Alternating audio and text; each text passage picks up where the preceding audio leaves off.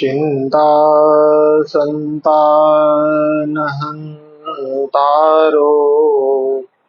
यत्पादाम्बुजरेणव स्वीयानां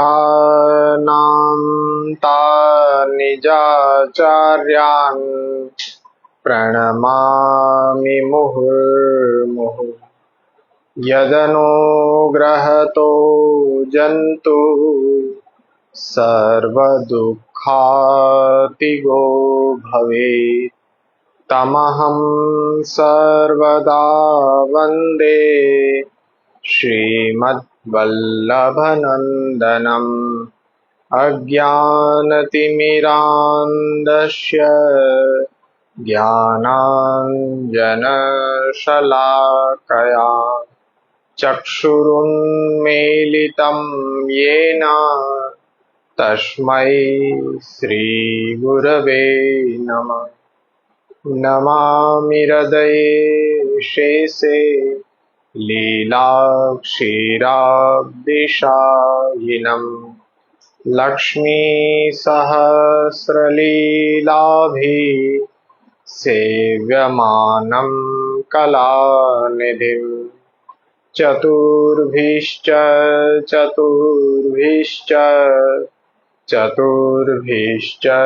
त्रिभिस्तथा षड्भिर्विराजते योऽसौ पंचधा हृदये मम।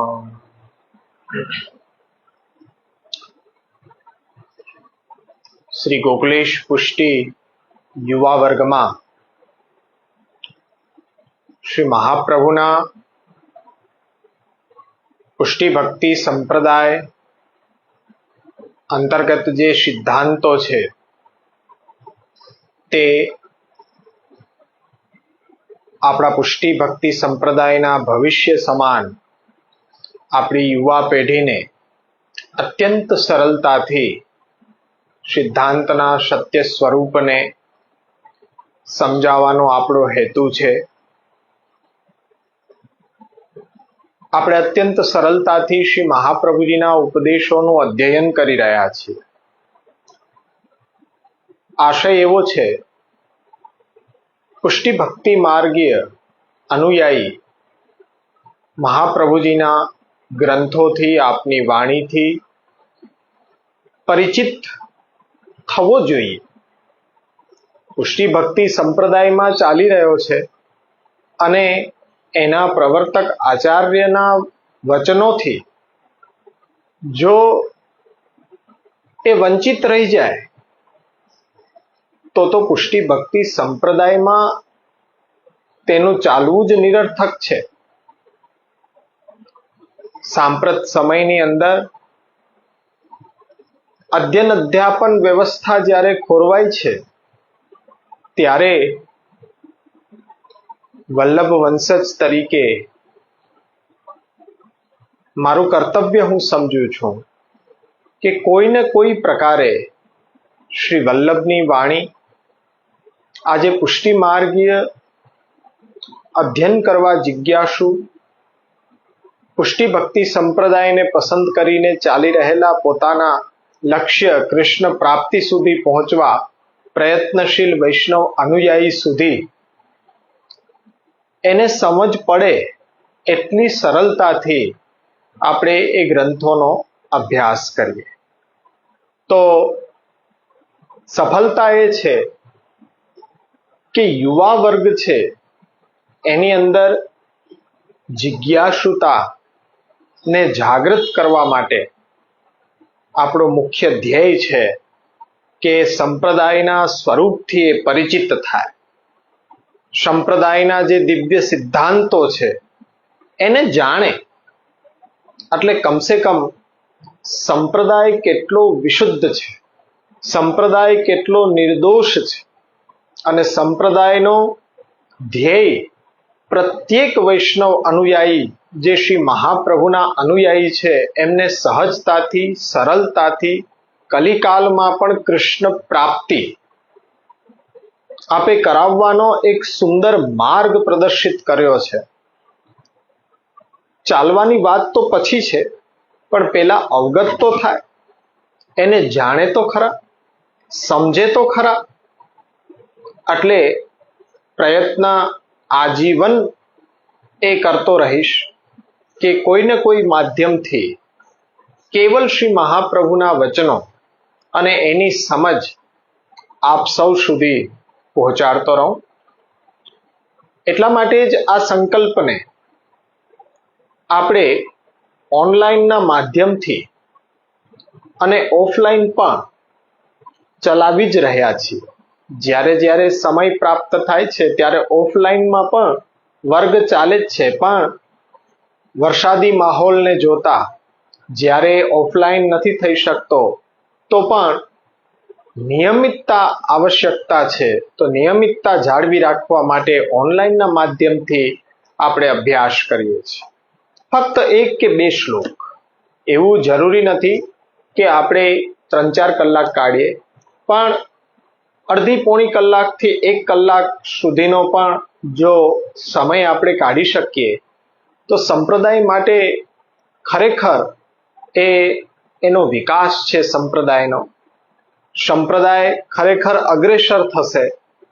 સંપ્રદાયનો વિકાસ કોઈ મોટા મહેલો ચણવાથી કે કોઈ અનુયાયીઓની ફોજ ઊભી કરવાથી સંપ્રદાયનો ઉત્કર્ષ નથી, પણ એ હજારો લાખોમાંથી કોઈ એકને શ્રી મહાપ્રભુજીના સત સિદ્ધાંત સમજાવી, ગ્રંથોનો અભ્યાસ કરાવી, સંપ્રદાયની સાધના પ્રણાલી કે જે અનુસરણની સાચી રીત ગૃહે સ્થિત્વા સ્વધર્મતઃ અને આજીવન સેવા કથામય પોતાના નિજ ગૃહની અંદર સેવાનો આનંદ લે અને એ કૃષ્ણ પ્રાપ્તિ કરે, એ શ્રી મહાપ્રભુજીના સ્વપ્નને સાકાર કરવા માટે આજીવન પ્રયત્નશીલ વલ્લભ વંશજ હોવાના નાતે મારે રહેવું જોઈએ. અને એમાં પ્રમાણિકતાથી એ પૂર્ણ પરિશ્રમ કરવો જોઈએ, એ મારો વિચાર છે. અનુયાયીઓને અંધારામાં રાખવાનો જોઈએ, અનુયાયીના મનમાં જે સંશય હોય એના પ્રશ્નોનું સમાધાન આપવું જોઈએ, પણ મનગણંત વિચારો દ્વારા કે મારી વાણીથી નહીં, પણ સંપ્રદાયના પ્રવર્તક આચાર્ય શ્રી મહાપ્રભુ અને ત્યાર પછી પરાવર્તિત આચાર્યોની વાણી દ્વારા એનો અભ્યાસ મારે પહેલા કરવો જોઈએ, પછી એ આધારિત સમાધાન આપ સૌના પ્રશ્નોના એ સંદર્ભે મારે આપવું જોઈએ. તો આપણે સિદ્ધાંત મુક્તાવલી ગ્રંથ બાલબોધ ગ્રંથ પૂર્ણ કર્યા પછી સિદ્ધાંત મુક્તાવલી ગ્રંથના 5 શ્લોકનું અધ્યયન કર્યું હતું. ગયા વખતે 5મો અને 6ઠ્ઠો શ્લોક પુનઃ એકવાર આપણે જોઈ લઈએ. શ્લોક આ પ્રમાણે છે: તદે એવેતત પ્રકારેણ ભવતીતિ શ્રુતેર્મતમ દ્વિરૂપમ ચાપી ગંગાવજ જ્ઞેયમ સા જલરૂપિણી. છઠ્ઠો શ્લોક છે મહાત્મ્ય સંયુતા નૃણામ સેવતામ ભુક્તિ મુક્તિદા મર્યાદા માર્ગ વિધિના તથા બ્રહ્માપી બુધ્યતામ. આનો અર્થ શું છે? સરળ કે વેદનો મત શું છે આપ અહીંયા બતાડી રહ્યા છે. તદ એવે તત્ પ્રકારેણ ભવતીતિ શ્રુતેર્મતમ, કે વેદનો મત શું છે કે અક્ષર બ્રહ્મ એ જ આ જગત રૂપથી વિસ્તાર પામ્યો છે. અક્ષર બ્રહ્મ જ આ જગત રૂપ થયું છે એવો વેદનો મત છે. અક્ષર બ્રહ્મના બે રૂપ થયા. એ બે રૂપ કયા કયા? તો તે અહીંયા આચાર્ય ચરણ બતાવવા માંગી રહ્યા છે ગંગાજીનું દ્રષ્ટાંત આપી કે અક્ષર બ્રહ્મ બે રૂપ વાળો થયો. તો ગંગાજીના દ્રષ્ટાંતથી આપ આ શ્લોકની અંદર સમજાવી રહ્યા છે દ્વિરૂપમ ચાપી ગંગાવજ જ્ઞેયમ સા જલરૂપિણી. પહેલું કે ગંગાજી નો વહેતો પ્રવાહ એ જલરૂપા ગંગાજી એ પ્રથમ સ્વરૂપ ગંગાજીનું માનવામાં આવે છે કે જે આપણે નરી આંખે જોઈ શકીએ છીએ. એ આદિ ભૌતિક સ્વરૂપ ગંગાજીનું એ જલ પ્રવાહ રૂપ. દ્વિરૂપમ ચાપી, અક્ષર બ્રહ્મ બે રૂપ વાળો થયો છે. એને સમજાવવા માટે અહીંયા મહાપ્રભુજી ગંગાજીનું દ્રષ્ટાંત આપી રહ્યા છે. પહેલું ગંગાજીનું સ્વરૂપ જે નરી આંખે જોઈ શકાય વહેતો પ્રવાહ, તો કે જલરૂપા ગંગાજી એ પ્રથમ આદિ ભૌતિક સ્વરૂપ.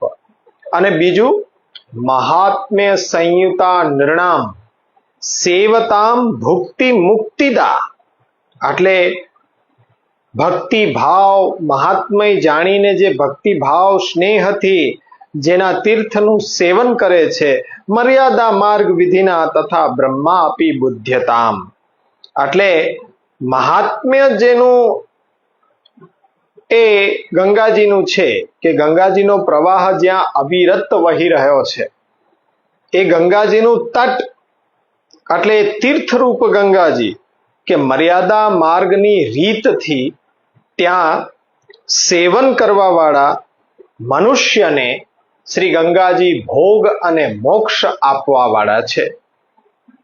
એવી જ રીતના તમે અક્ષર બ્રહ્મને પણ સમજો. જગત રૂપ થયું છે અક્ષર બ્રહ્મ, તે એનું આદિ ભૌતિક સ્વરૂપ છે કે જેમ ગંગાજી એ જલ પ્રવાહ એ આદિ ભૌતિક સ્વરૂપ છે. તીર્થરૂપા જે ગંગાજીનું સ્વરૂપ છે કે જ્યાં મર્યાદા માર્ગથી તીર્થનું સેવન કરવાથી ભક્તને ગંગાજી ભોગ અને મોક્ષ આપી રહ્યા છે. તો એ જે ગંગાજીનું આધ્યાત્મિક સ્વરૂપ છે, તો જગતથી વિલક્ષણ એક સ્વરૂપ છે.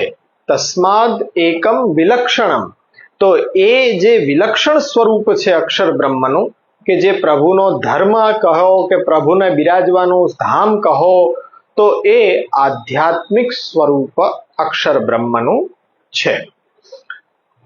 આ શ્લોકના આ રીતના અર્થ તમે જોઈ શકો. હવે સમજો, અહીંયા ભક્તયા દ્રષ્ટવ્યમ પરમ, ત્યાંથી શરૂઆત કરો.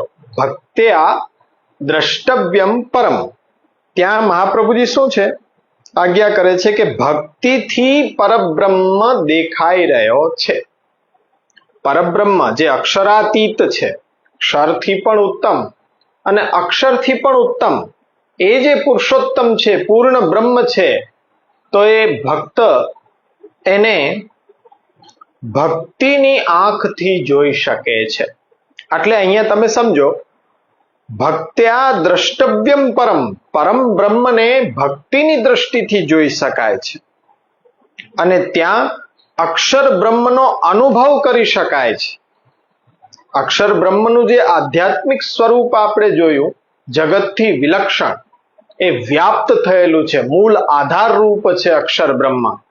તો ત્યાં શ્રુત્યાદિ વિહિત શ્રવણાદિ ઉપાયે જ્ઞેયમ બૃહદ, એટલે શ્રુતિ વિહિત તદ એવેતત પ્રકારેણ ભવતીતિ શ્રુતેર્મતમ.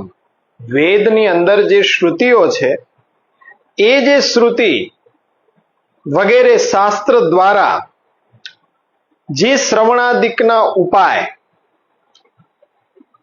કરવામાં આવે અને એ ઉપાયોમાંથી જે વાત સમજમાં આવી રહી છે તો એ વાત એ છે કે એ અક્ષર બ્રહ્મ છે. શ્રવણાદિક ઉપાય તમે કરો તો એ શ્રવણાદિક ઉપાય શું છે?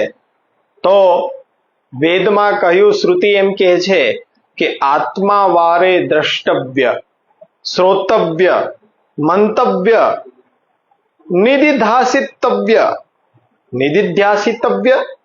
એટલે શ્રવણમ, કીર્તનમ, વિષ્ણોર સ્મરણમ, પાદ સેવનમ, આ બધા શ્રુતિમાં બતાડેલા વિહિત ઉપાયો છે. અને એ ઉપાયો કરવાથી, એ જ્ઞાનથી તમને અક્ષર બ્રહ્મની સમજ આવી શકશે. આ જગતથી વિલક્ષણ જે અક્ષર બ્રહ્મનું સ્વરૂપ છે એ અનુભવેક ગમ્ય છે. એનો અનુભવ તમને આ શ્રુત્યાદિ વિહિત સાધનો દ્વારા, કે જે નવધા ભક્તિનો પ્રકાર છે એના દ્વારા જે તમે ઉપાય કરો તો તમને અક્ષર બ્રહ્મની સમજ આવી શકશે. કેવી સમજ? તમે આ શ્રુત્યાદિ વિહિત સાધનોને જો આચરણ કરશો તો કેવી સમજ આવશે? અક્ષર બ્રહ્મ કેવો છે? તો એના માટે તમે યાદ રાખો, ભજનો ઉપાયિકા અખિલ સામગ્રી. ભજનો ઉપાયિકા અખિલ સામગ્રી એટલે ભજનમાં, સેવામાં ઉપયોગ આવનારી બધી જ સામગ્રીઓ જે છે, ગાદી, તકિયા, શૃંગાર, જારી, બંટા, સિંહાસન, પડઘા, ખંડપાઠ, આ બધી જ ભજનો ઉપાયિક અખિલ સામગ્રી ચ બ્રહ્માત્મિક્યેવ ઇતિ ગંગા દ્રષ્ટાંતેન ઉપપત્તિ.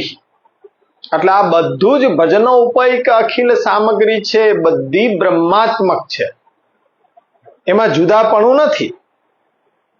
એ બ્રહ્માત્મિકા છે કે બ્રહ્માત્મિકા નથી, એ વસ્તુને સમજાવવા માટે અહીંયા આચાર્ય ચરણ ગંગાજીનો દ્રષ્ટાંત આપી રહ્યા છે. હવે એક વાત આપણે સમજ્યા કે ભાઈ શ્રુત્યાદિ વિહિત સાધનો જે છે, આત્માવારે દ્રષ્ટવ્ય, શ્રોતવ્ય, મંતવ્ય, નિધિધ્યાસિતવ્ય, અને એ શ્રવણમ, કીર્તનમ, વિષ્ણોર સ્મરણમ, પાદ સેવનમ ઇત્યાદિક જે શ્રુત્યાદિ વિહિત ઉપાયો છે, એ ઉપાય કરવાથી અક્ષર બ્રહ્મની સમજ આવી શકશે. સમજવા માટે આપણી બુદ્ધિની જરૂર છે.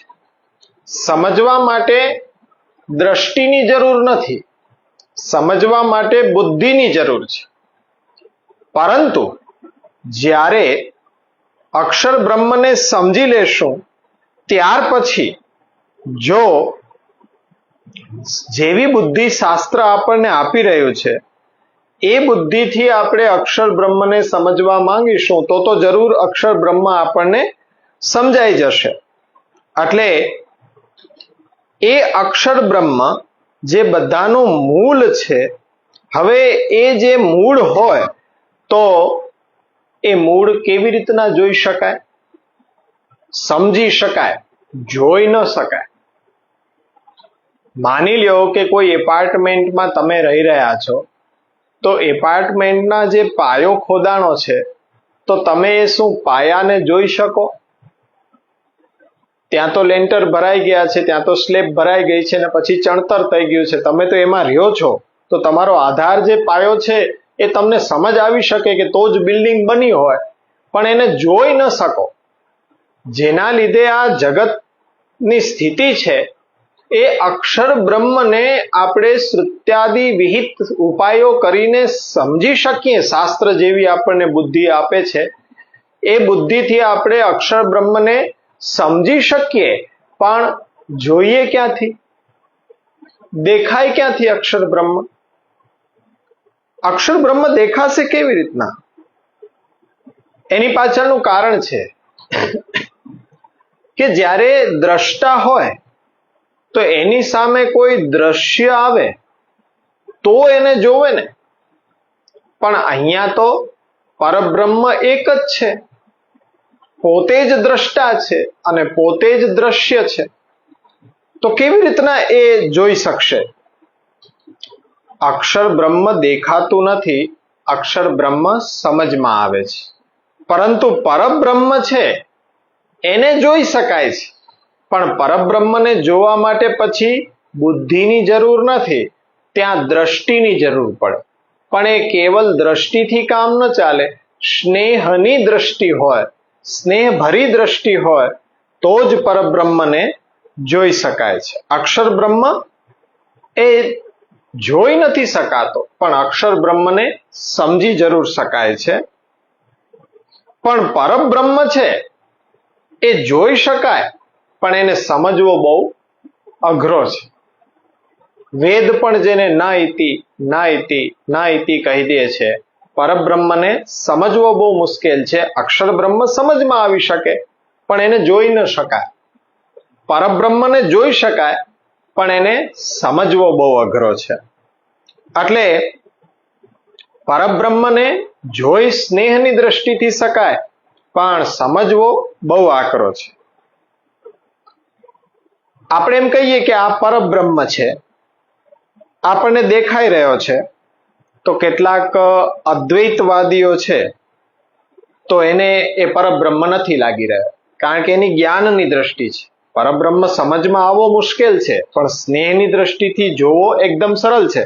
આપણને પ્રેમની દ્રષ્ટિથી દેખાય છે કે આ પરબ્રહ્મ છે, પણ અદ્વૈતવાદમાં માનવા વાળા એમ કે છે કે પરબ્રહ્મની પરબ્રહ્મતા નથી, કારણ કે એ દેખાઈ રહ્યો છે. જો દેખાય તો પરબ્રહ્મ કેવી રીતે? એટલે કહેવાય કે ભક્તિ હોય ને તો જ પરબ્રહ્મનો સાક્ષાત્કાર થઈ શકે, અન્યથા કોઈ ઉપાયથી ના થઈ શકે. જો ભક્તિ નહીં હોય અંદર, તો કેવલ જ્ઞાનની દ્રષ્ટિથી પરબ્રહ્મ કદાપી જોઈ શકાશે નહીં. એને જોવા માટે તો ભક્તિની જ જરૂર છે. જો બુદ્ધિ અને સ્નેહ બંને એક થઈ જાય તો અક્ષર બ્રહ્મની અંદર પણ પરબ્રહ્મ આપણને દર્શન આપી શકે છે. પણ એના માટે બુદ્ધિ અને સ્નેહ બંને મળવો જોઈએ. મહાત્મય જ્ઞાન પૂર્વસ્તુ સુદ્રઢ સર્વતોધિક સ્નેહો ભક્તિ.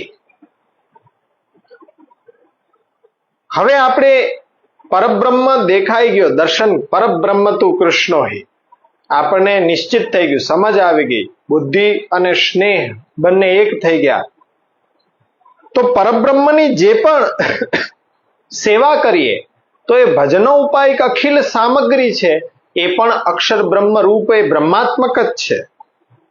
એ બધું બ્રહ્માત્મિક છે, માઇક કંઈ પણ નથી, બધું બ્રહ્માત્મક છે. ગાદી, તકિયા, જારી, બંટા, ખંડ, પાઠ, માલા ઇત્યાદિ શિંગાર બધું જ બ્રહ્માત્મક છે, માઇક કંઈ પણ નથી. પણ એ કોઈ પ્રાકૃતિક વસ્તુ પણ નથી. કોઈ પણ વસ્તુ એમાં અનિત્ય નથી, એટલે કોઈ પણ વસ્તુ સ્વતંત્ર નથી. એ વાતની સમજ સરળતાથી આપણને આવી શકે એટલા માટે શ્રી મહાપ્રભુજી અહીંયા ગંગાજીનું દ્રષ્ટાંત આપી રહ્યા છે. ગંગાવજ જ્ઞેયમ સા જલરૂપિણી. ગંગાજીને બાંધ બનાવીને જ્યાં રોકી શકાય છે, જે ગંગા ગરમીમાં સુકાઈ જાય છે અને ગંગાજી વરસાદમાં વધી જાય છે, તો હવે ગંગામાં વરસાદમાં ગંગાજીમાં પૂર આવી જાય, એનું કઈ મહાત્મય એનાથી વધી ન જાય, અને ગરમીમાં સુકાઈ જાય તો એનાથી કઈ મહાત્મય ઘટી ન જાય. તો પહેલું જ્યારે સ્વરૂપ છે જલરૂપા આદિ ભૌતિક સ્વરૂપ, પણ બીજું સ્વરૂપ તીર્થરૂપા છે. ત્યાં ગરમીમાં ભલે એ જલ સુકાય અને વરસાદમાં પૂર આવી જાય તો કઈ મહાત્મ્યની વધઘટ નથી થતી. એટલે મહાત્મ્ય વાળી તીર્થરૂપા ગંગાજી છે કે જ્યાં જ્યાં ગંગાના કિનારે એ તીર્થતા પ્રગટ થઈ રહી છે અને એ તીર્થરૂપા ત્યાં પ્રગટ આપણી સામે થઈ રહી છે, તો એ ગંગાના તીર્થનું સેવન કરવા વાળાને ગંગાજી ભોગ અને મોક્ષ બધું જ આપવા વાળી બને છે. બાલબોધ ગ્રંથની અંદર આપણે જોયું હતું કે ભોગ શિવેન મોક્ષસ્તુ. તો આપણે એમ સમજીએ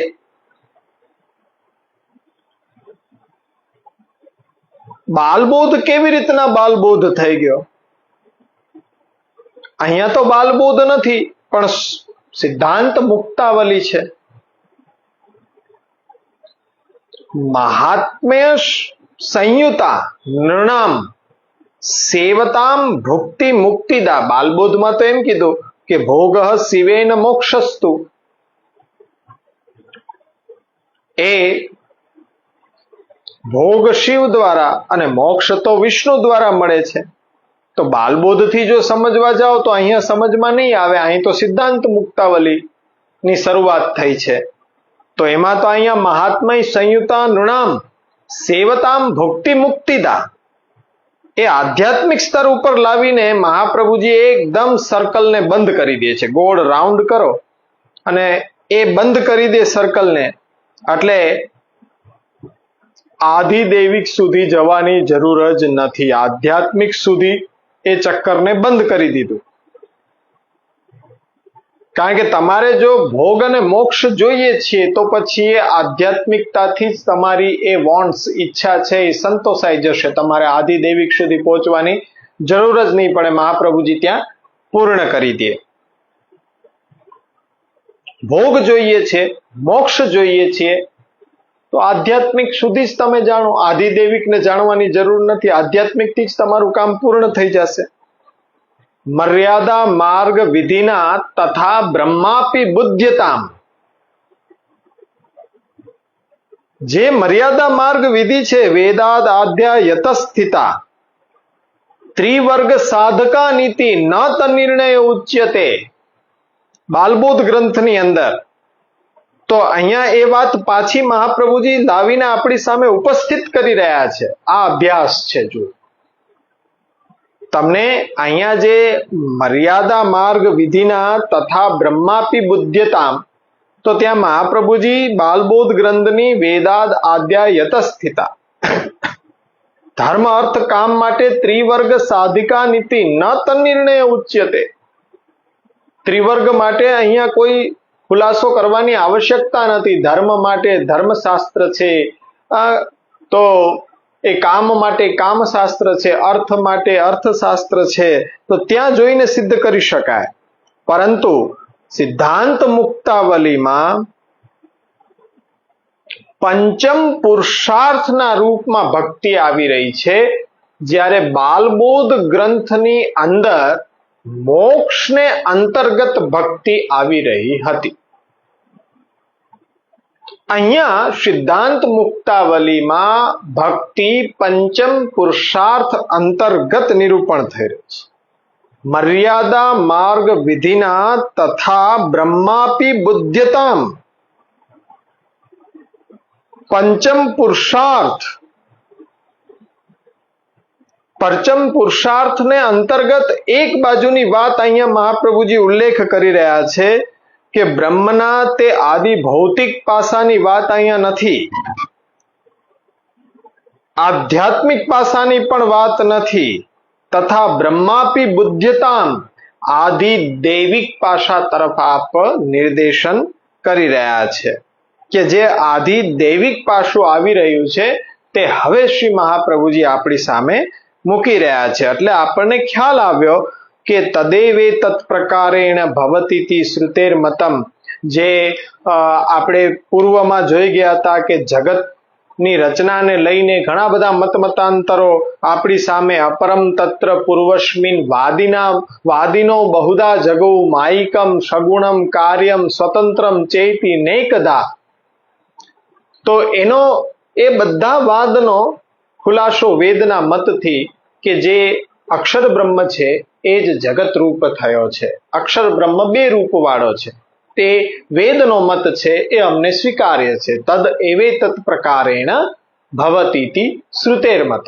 અક્ષર બ્રહ્મ બે રૂપ વાળો કેવી રીતના છે એની સમજ ગંગાજીના દ્રષ્ટાંતથી આપી છે. દ્વિરૂપમ ચાપી ગંગાવચ જ્ઞેયમ શા જલ રૂપિણીમ મહાત્મય સંયુતા નૃણામ સેવતા ભુક્તિ મુક્તિદા મર્યાદા માર્ગ વિધિના તથાપી બ્રહ્માપી બુધ્યતામ.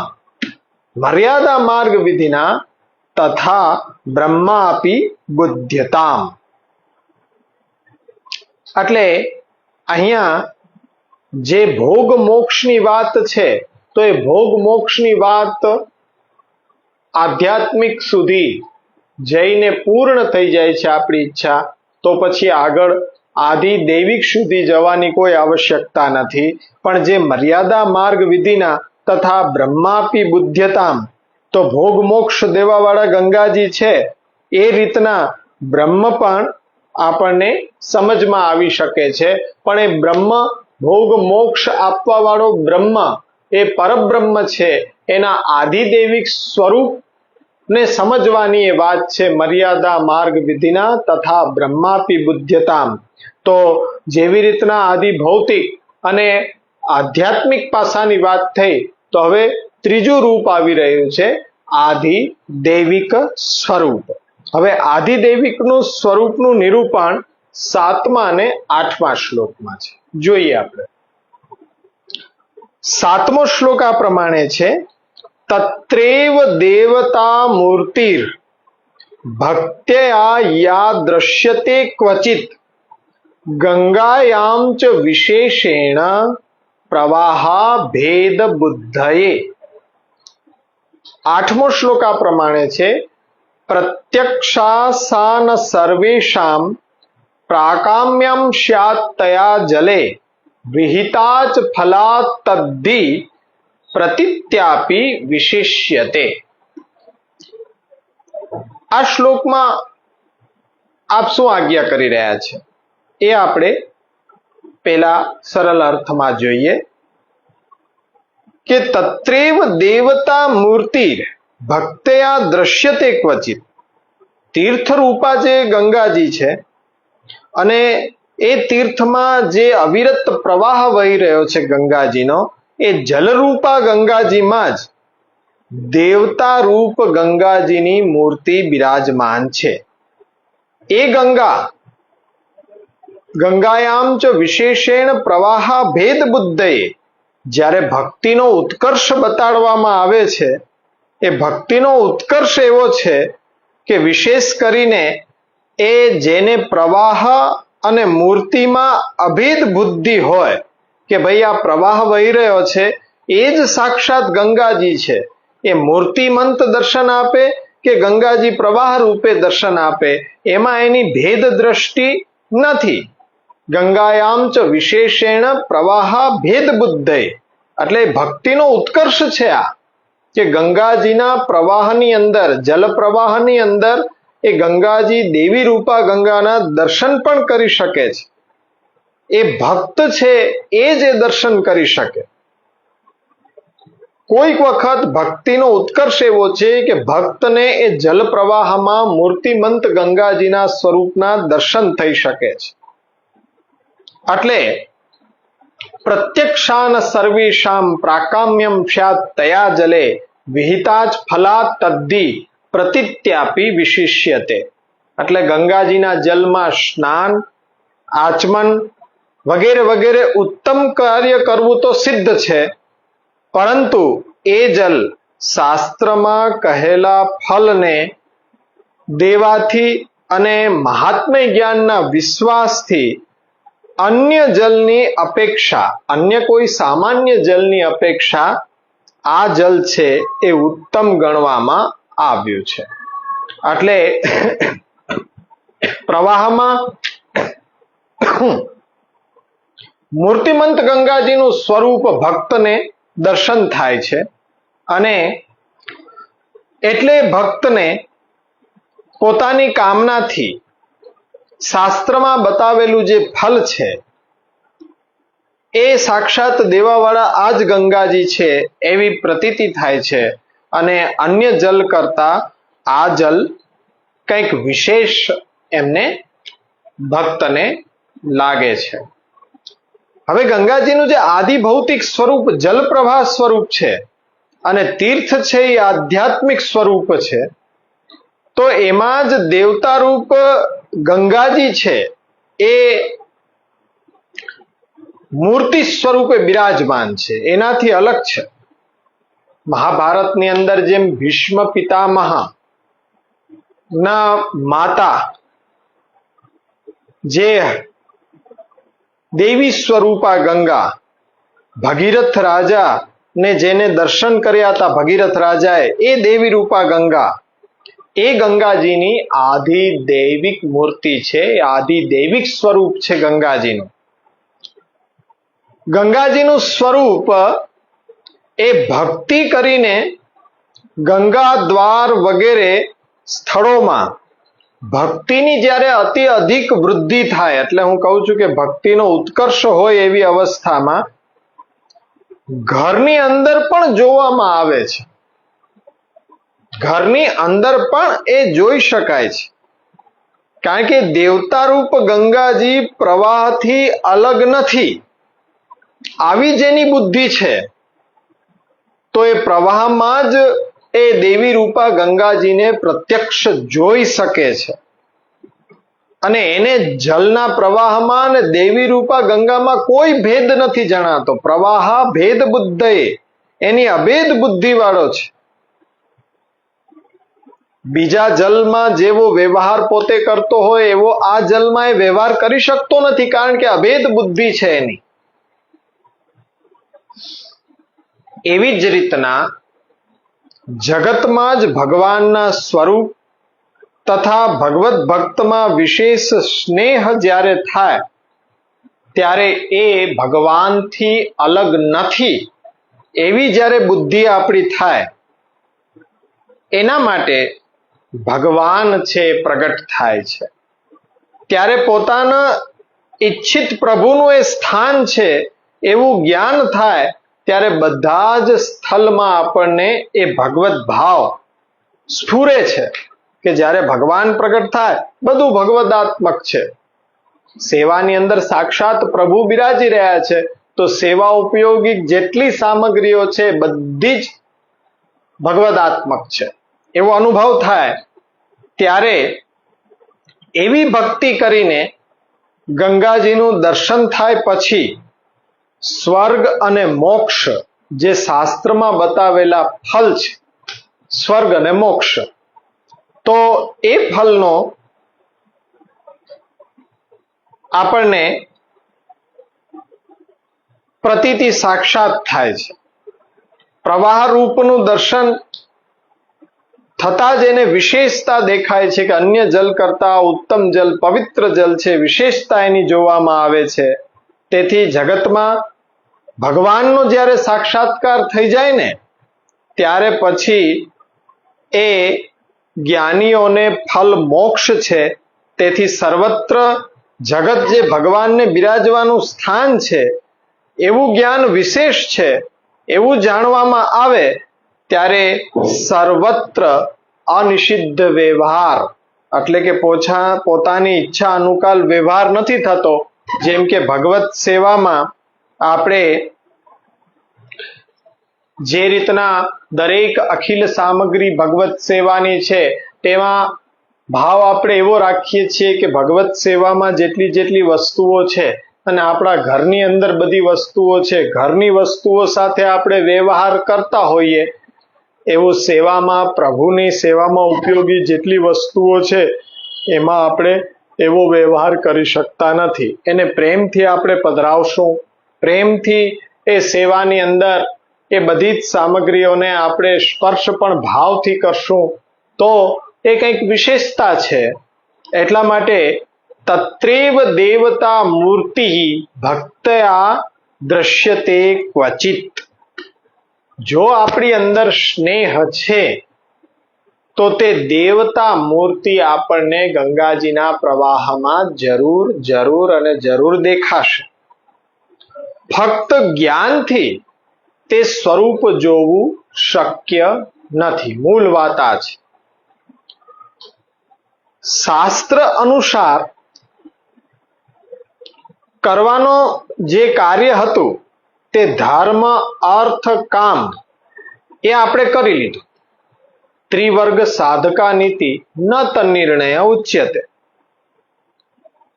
હવે ઈચ્છા કેવલ મુક્ત થવાની છે. તો આધિદૈવિક સ્વરૂપનું જ્ઞાન થતા, આધ્યાત્મિક સ્વરૂપનું જ્ઞાન થતા મુક્ત પણ થઈ ગયા. ચાલો એ પણ ત્યાં કથા પૂરી થઈ ગઈ કે ભાઈ ગંગાજીના તીર્થ છે તો એ ભોગ અને મોક્ષ બંને આપે છે. મોક્ષ ત્યાં થઈ ગયો. ત્રિવર્ગ પણ કરી લીધા, મોક્ષ પણ મેળવી લીધો. તો આધિદૈવિક છે એ સ્વરૂપની ઝાંખી આપણને દર્શન થશે નહીં. પણ આધિદૈવિક મૂર્તિને જોવા માટે ભક્તિની આંખ એ આપણી અંદર વિકસિત કરવી પડશે તો જ દર્શન શક્ય છે. ભક્તિની આંખ હશે તો એ અવશ્ય જગતના તમામ પદાર્થોની અંદર એ બ્રહ્માત્મક બુદ્ધિ, ભગવદાત્મક બુદ્ધિ થશે. ઉદાહરણ તરીકે માતા હોય, માતાની આંખે બાળક ગમે તેવું હોય, બાળક કદરૂપું હોય, બાળક શ્યામ હોય, કાળું હોય, લૂલું લંગડું હોય, કાણું હોય, પણ જો માતાની આંખ હોય ને તો એ બાળક હંમેશા એને પ્રિય જ લાગવાનો છે. પણ માની આંખ હોય તો એ અવશ્ય સુંદર લાગી શકે. પ્રેમની દ્રષ્ટિ હોય તો અવશ્ય એ વસ્તુ આપણને એ ગમી શકે. તો આધિદૈવિક મૂર્તિ જે છે એની જો સમજ એવી હોય, જો એની સમજ લેવી હોય આપણે આધિદૈવિક સ્વરૂપની, તો ભક્તિની આંખ છે એ વિકસિત અવશ્ય કરવી જોશે. ચાલશે નહીં એમાં. તત્રેવ દેવતા મૂર્તિ ભક્તયા દ્રશ્યતે ક્વચિત. ગંગાયામ ચ વિશેષેણ પ્રવાહા ભેદ બુદ્ધયે પ્રવાહા અભેદ બુદ્ધયે. કોને દેખાશે? ગંગાજીને આ આધિદૈવિક સ્વરૂપ, પ્રભુનું આધિદૈવિક સ્વરૂપ કોને દેખાશે? તો મહાપ્રભુજીએ એકદમ શરત બાંધી દીધી છે કે આ શરત હોય, પાલન થતું હોય તો જ દર્શન થઈ શકે, અન્યથા નહીં. ભેદ દ્રષ્ટિથી કદાપી અનુભવ નહીં થાય.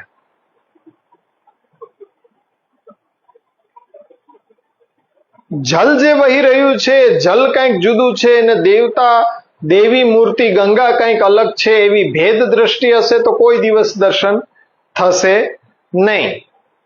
પણ એ વહેતા પ્રવાહને, ગંગાજીના વહેતા પ્રવાહને દર્શન કરીને એટલો ઉત્સાહ આવી જાય કે બસ આ જ ગંગાજી છે, આ જ ગંગાજી છે, તો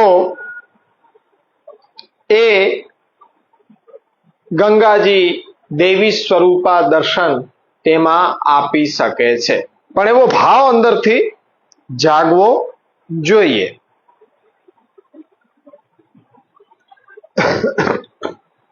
એટલે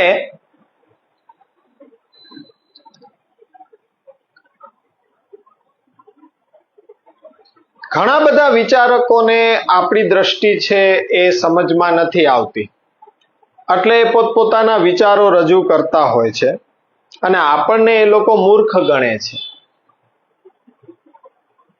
આપણને એ અસંસ્કારી કહે છે, આપણને એ લોકો જંગલી કહે છે. શું કામ જંગલી કહે છે? કે આ લોકો ક્યારેક જલને દેવતા રૂપ માની લે, ક્યારેક વૃક્ષને દેવતા રૂપ માની લે, ક્યારેક પર્વતને દેવતા રૂપ માની લે, ક્યારેક પથ્થરને દેવતા રૂપ માની લે. કારણ કે આપણી ધરતી જે છે એ ધરતીના દરેક પાસાઓથી આપણને સ્નેહ છે. એ આપણો જ સંસ્કાર છે અને આપણી જ એ ઉત્તરોત્તર પરંપરાની અંદર આપણી સંસ્કૃતિનો જે વારસો છે એ આપણને શીખવે છે કે ધરતીના પ્રત્યેક પાસાઓથી આપણને સ્નેહ છે.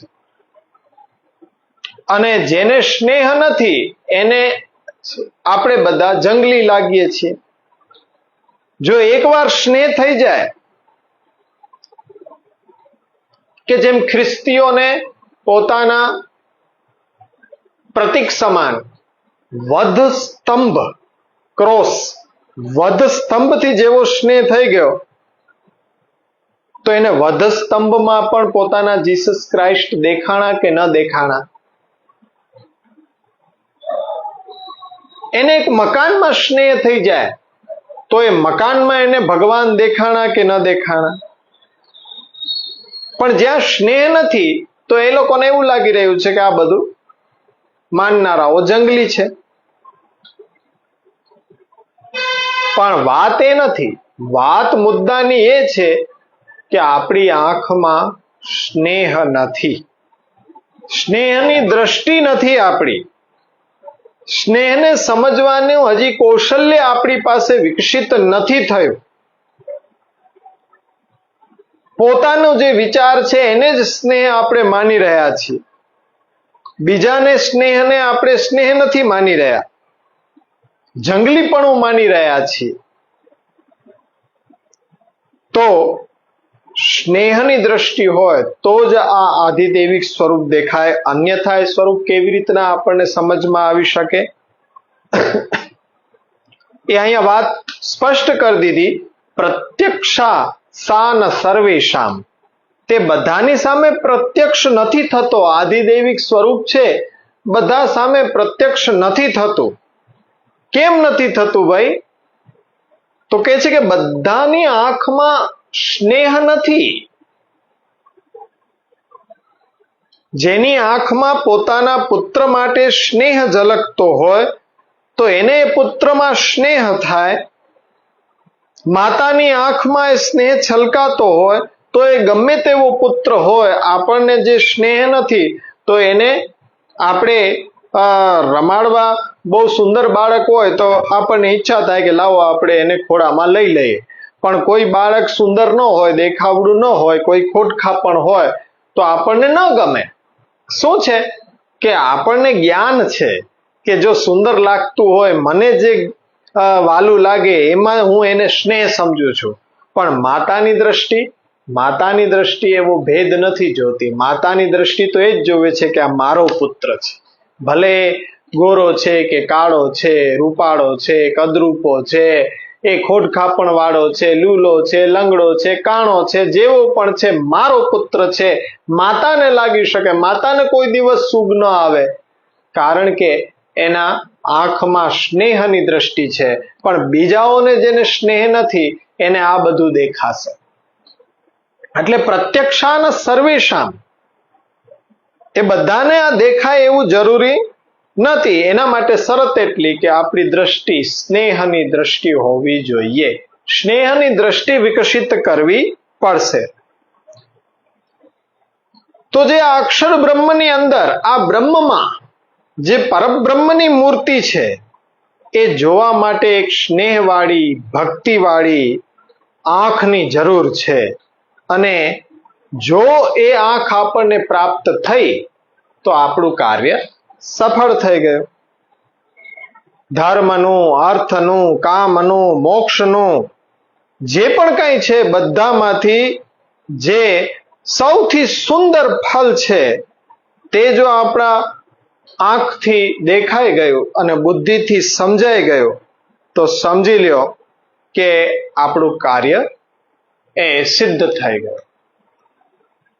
હોસ્પિટલ હોય ને, હોસ્પિટલની અંદર જે નર્સ હોય તો દાખલ થતા બધા બાળકોની એ સેવા કરે. તેને બાળકની બધી વાત સમજી પણ શકે નર્સ. માં કરતા પણ વધારે નર્સ સમજી શકે બાળક શું કહેવા માંગે છે. કદાચ માતાને એટલું સમજમાં ન પણ આવે, પણ નર્સે જો બાળકની સેવા કરતી હોય દિવસ રાત હોસ્પિટલમાં, એને તરત સમજમાં આવી જાય. પણ તેને તે સ્વરૂપમાં સ્નેહ ન દેખાય. જે માતાની આંખમાં દેખાય એ નર્સની આંખમાં ન દેખાય. પણ માતાની આંખમાં એ અવશ્ય દેખાય.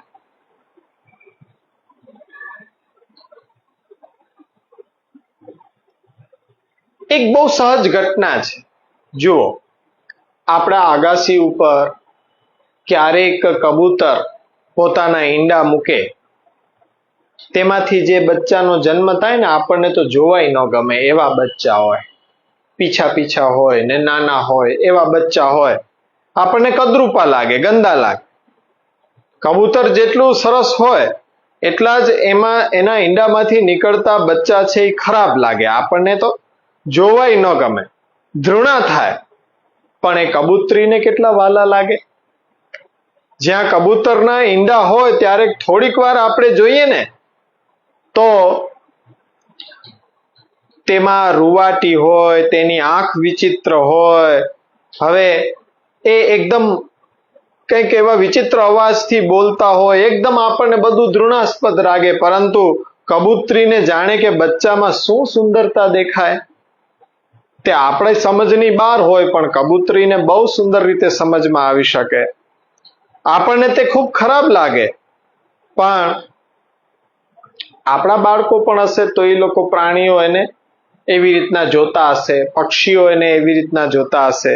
પરંતુ આપણને તો એમાં કોઈ દોષ લાગતો નથી, કારણ કે આપણા અંદર સ્નેહની આંખ છે. અને એ સ્નેહની આંખથી દેખાશે. વિહિતાચ ફલાત તદ્ધિ. જે પણ કઈ ધર્મ, અર્થ, કામ અને મોક્ષના બતાડેલા ફલો છે, શાસ્ત્ર વિહિત ફલ છે, તે બધામાં સ્નેહની વાત તમને વિશેષ લાગવા લાગશે. વિહિતાચ ફલાત તદ્ધિ પ્રતિત્યાપી વિશિષ્યતે. તમને એ બધી પ્રતીતિ થઈ રહી છે, પણ એ ધર્મ, અર્થ, કામ, મોક્ષ કરતા પણ ચડિયાતી ભક્તિ લાગશે. તો એ વાત હું સમજાવવા માંગુ છું. બાલબોધ ગ્રંથની અંદર મોક્ષના અંતર્ગત ભક્તિ આવી. જ્યારે સિદ્ધાંત મુક્તાવલીમાં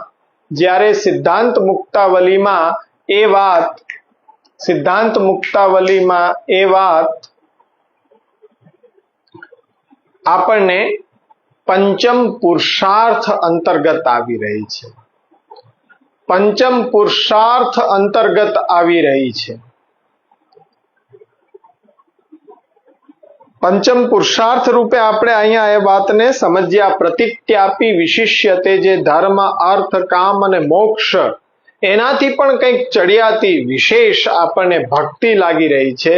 તો એ અહીંયા આપણે એનું દર્શન કર્યું કે તત્રેવ દેવતા મૂર્તિ ભક્તયા દ્રશ્યતે ક્વચિત ગંગાયામ ચ વિશેષેણ પ્રવાહ અભેદ બુદ્ધયે પ્રત્યક્ષાન સર્વેષામ પ્રાકામ્યમ સ્યાત તયા જલે વિહિતાચ ફલાત તદ્ધિ પ્રતિત્યાપી વિશિષ્યતે.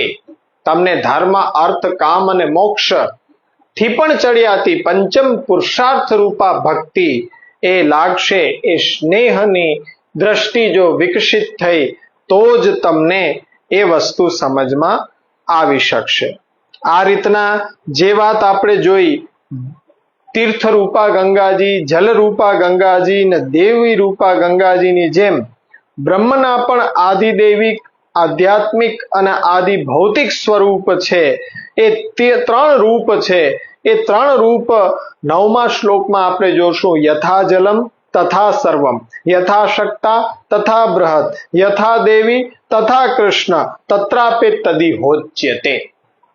આ વાતને આપણે 9મા શ્લોકમાં જોશું. આ 4 શ્લોક બરોબર તમે સમજવાનો પ્રયત્ન કરો. કંઈ પણ પ્રશ્ન હોય અવશ્ય એ પ્રશ્ન કરો, એના તમને ઉત્તર આપવામાં આવશે. આજે આપણે અહીંયા જ વર્ગ રાખીએ. આવતા વખતે 9મો શ્લોક આપણે સમજીશું ને આ 4 શ્લોકનું પાછું અવલોકન આવર્તન કરીને. દ્રઢયિન ચરણ કેરો ભરોસો દ્રઢયિન ચરણ કેરો શ્રી વલ્લભ નખ ચંદ્ર ચટા બિન સબ જુગ માજ અંધેરો ભરોસો દ્રઢયિન ચરણ કેરો સાધનયોર નહીં આકલી મેં જાસું હોત નિવેરો સુર કહા કૈ દ્વિવિધ યાદરો બિના મોલ કો ચેરો ભરોસો દ્રઢયિન ચરણ કેરો દ્રઢયિન ચરણ કેરો ભરોસો દ્રઢયિન ચરણ કેરો. શ્રી વલ્લભાધીશ કી જય. શ્રી ગોપીનાથજી પરમ દયાલ કી જય. શ્રી ગુસાઈજી પરમ દયાલ કી જય.